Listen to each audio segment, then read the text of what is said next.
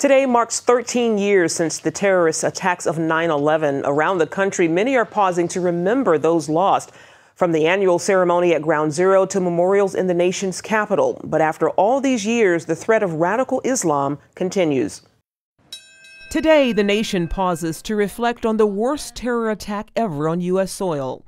Memorials honoring the lost have become a way of life. In New York at Ground Zero, family members reading the names of each victim lost 13 years ago. I'm just waiting for the pain to go away. In Shanksville, Pennsylvania.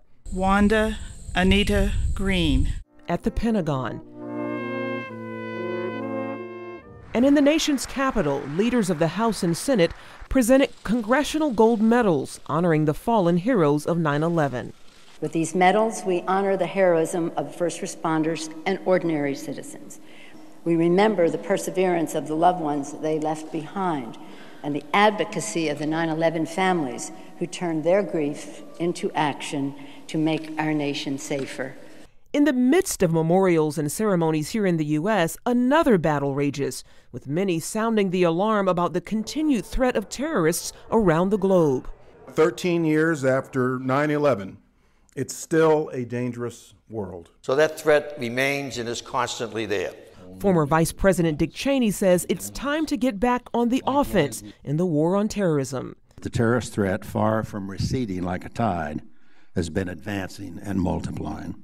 These are but a few of the features that make the situation today one of the most dangerous we have faced, certainly in my lifetime. Meanwhile, many changes surround the 9/11 anniversary. One World Trade Center is near completion. This building's success and height is a sign of the revival and the resurgence of downtown Manhattan and the city and the state and the region to the events of 9/11. And the 9/11 Museum has opened, and the fences have come down around the Memorial Plaza. In Shanksville, Pennsylvania, a memorial marking the spot where Flight 93 crashed has been set up. All efforts to make sure the nation never forgets.